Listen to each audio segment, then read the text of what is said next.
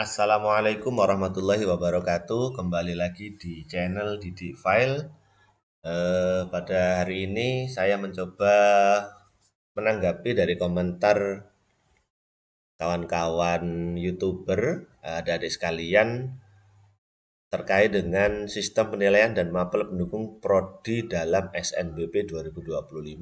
Kemarin di komen itu ada nanya, Pak, apakah sistem penilaiannya seperti apa? Nah, untuk itu, pada hari ini saya akan membuat rangkuman dari sistem penilaian dalam SNBP 2025. Oke, langsung saja. Sistem penilaian ini itu diambil dari Peraturan Menteri Pendidikan, Kebudayaan, Riset, dan Teknologi Republik Indonesia Nomor 48 Tahun 2002 tentang penerimaan mahasiswa baru program diploma sarjana pada perguruan tinggi. Artinya Permendikbud nomor 48 tahun 2022. Nah, bagaimana isinya? Isinya itu setelah Bapak rangkum, sistem penilaiannya itu dalam seleksi nasional berbasis prestasi.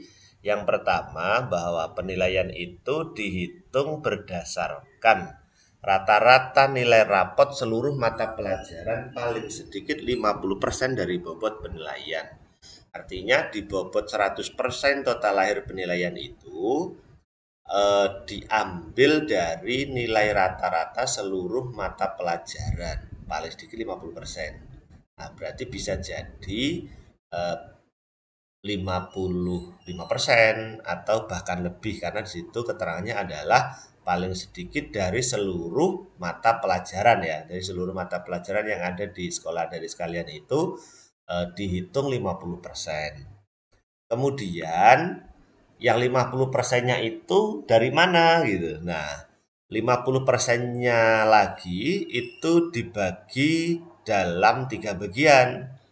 Yang kedua ada 50% keduanya itu adalah nilai rapot paling banyak 2 mata pelajaran pendukung program studi yang dituju. Misal adik-adik sekalian itu mengambil di perguruan tinggi negeri, misal jurusan ilmu komunikasi. Berarti kan ada mapel-mapel yang mendukung untuk prodi ilmu komunikasi seperti sosiologi atau bahasa Indonesia, karena itu berkaitan dengan ilmu komunikasi, atau bahkan bahasa Inggris. Nah, itu nanti akan kita bahas di apa ya, di sesi setelah ini. Nanti kita paparkan kaitannya dengan mapel pendukung dalam program studi yang akan dituju oleh adik sekalian. Nah, 50% itu pertama dibagi 2 mapel pendukung, kemudian portofolio. Portofolio itu khusus untuk program studi seni dan program studi olahraga. Itu nanti aturannya ditetapkan oleh perguruan tinggi negeri masing-masing. Berarti dapat disimpulkan tidak semua prodi itu membutuhkan portofolio, karena yang diwajibkan portofolio adalah yang program studi seni dan program studi olahraga. Nah, kemudian yang ketiga itu adalah prestasi. Prestasi juga itu ditetapkan oleh masing-masing perguruan tinggi negeri.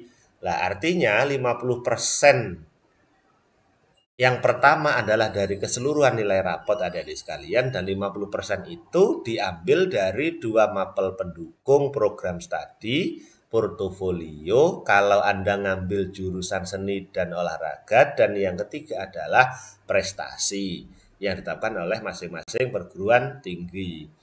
Nah, selain itu, perguruan tinggi negeri juga dapat menambahkan persyaratan lain selain komponen tersebut untuk program studi tertentu yang membutuhkan keterampilan spesifik. Lah itu nanti diserahkan kepada perguruan tinggi negeri masing-masing.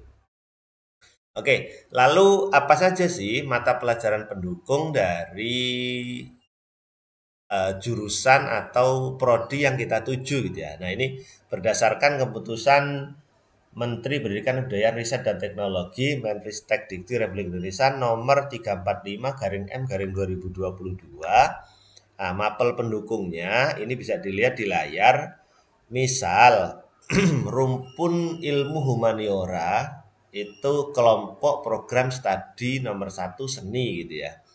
Nah, maka kalau adik-adik ngambil prodi seni, maka ketika sekolah adik-adik itu menggunakan kurikulum merdeka, maka mapel pendukungnya adalah seni budaya. Bahkan untuk sekolah adik-adik yang menggunakan kurikulum 13, berarti IPA, IPS, dan bahasa kan masih ada pembagian begitu, tetap menggunakan seni budaya.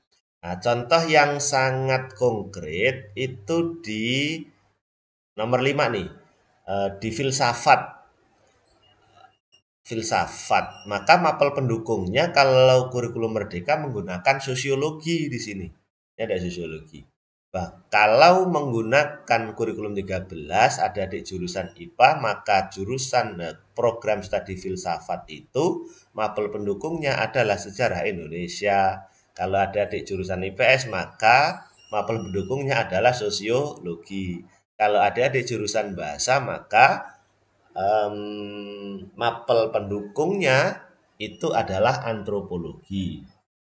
Nah, nanti bisa dilihat oleh adik-adik sekalian, sejarah itu berarti mapel pendukungnya sejarah, linguistik berarti mapel pendukungnya adalah bahasa Indonesia atau bahasa Inggris, sastra atau susastra itu mapel pendukungnya adalah bahasa Indonesia atau bahasa asing yang relevan, tergantung sastra atau susastra yang dituju oleh adik-adik sekalian. Kemudian kita lanjut untuk rumpun ilmu sosial, program studi sosial berarti mapel pendukungnya kurikulum merdeka adalah sosiologi. Kalaupun pakai K13 berarti sejarah Indonesia, sosiologi, dan antropologi.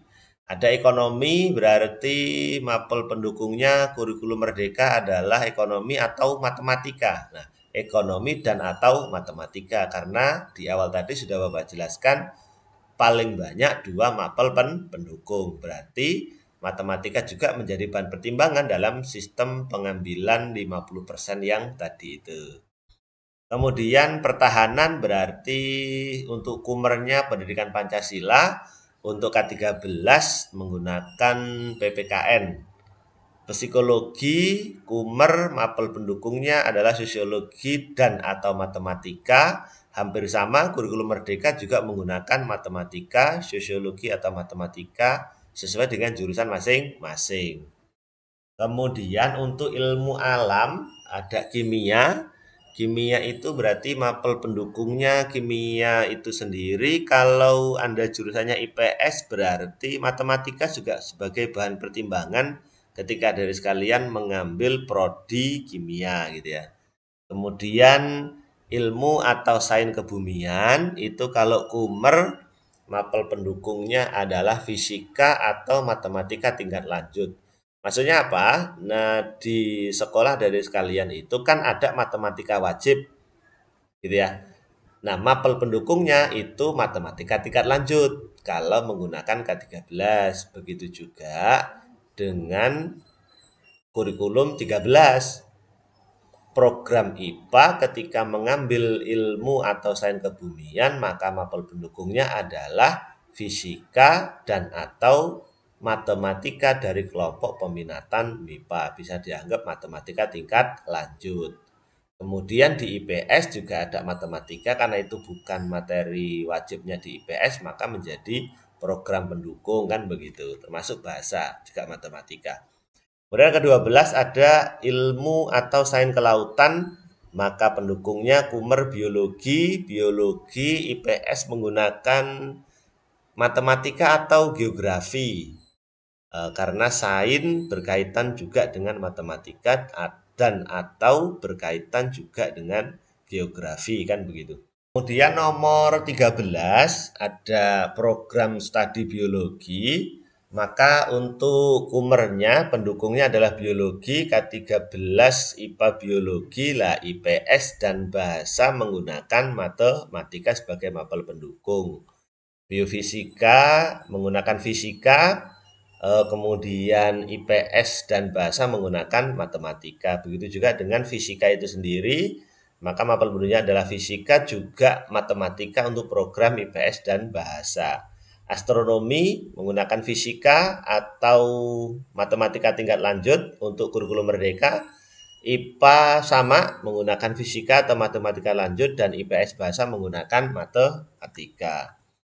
Kemudian ilmu formal, untuk rumpun ilmu formal prodi komputer, maka Kumer menggunakan matematika tingkat lanjut, dan K13 juga hampir sama menggunakan matematika. Kemudian logika, mapel pendukungnya adalah matematika, kemudian matematika itu sendiri, maka mapel pendukungnya adalah matematika tingkat lanjut.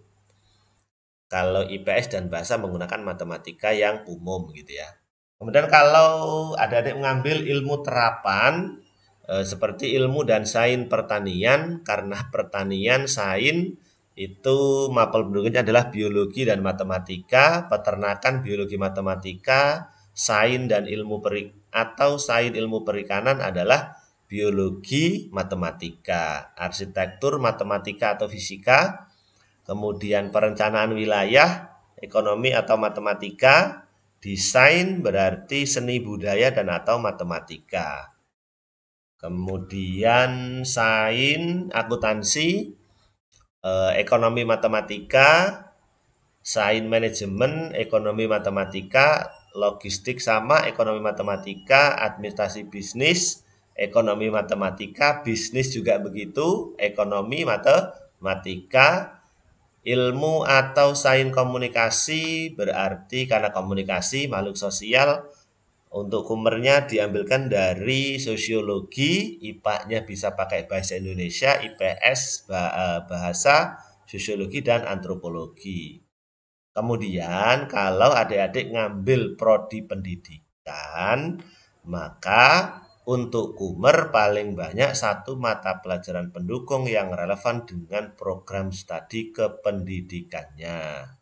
Begitu juga hampir sama dengan kurikulum merdeka, kurikulum 13 IPA, IPS, dan bahasa.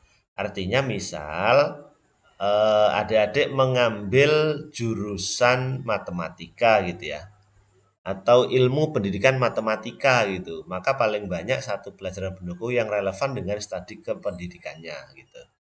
Kemudian nomor 33 ada teknik atau rekayasa, maka mapel pendukungnya ini rata-rata kan MIPA gitu ya, fisika, kimia, matematika gitu. Fisika, kimia, matematika. Kalau ilmu atau sains lingkungan yang digunakan untuk pendukungnya biologi atau matematika. Nah, masih banyak, nanti disesuaikan dengan jurusan adik-adik sekalian. Kehutanan itu biologi matematika, sains kedokteran biologi kimia atau matematika, ilmu sains kedokteran gigi biologi kimia ataupun matematika, hampir sama. Ilmu atau sains veteriner adalah kimia, biologi, matematika. Farmasi sama, biologi, kimia, matematika. Gizi atau sains gizi adalah biologi, kimia, matematika. Kesehatan masyarakat biologi, matematika, dan sosiologi. Kebidanan itu biologi dan matematika, sama dengan keperawatan, sama dengan kesehatan. Maka pendukungnya adalah biologi. Atau kalau tak ada biologi bisa menggunakan pendukung adalah matematika. Ilmu atau sains informasi menggunakan matematika tingkat lanjut.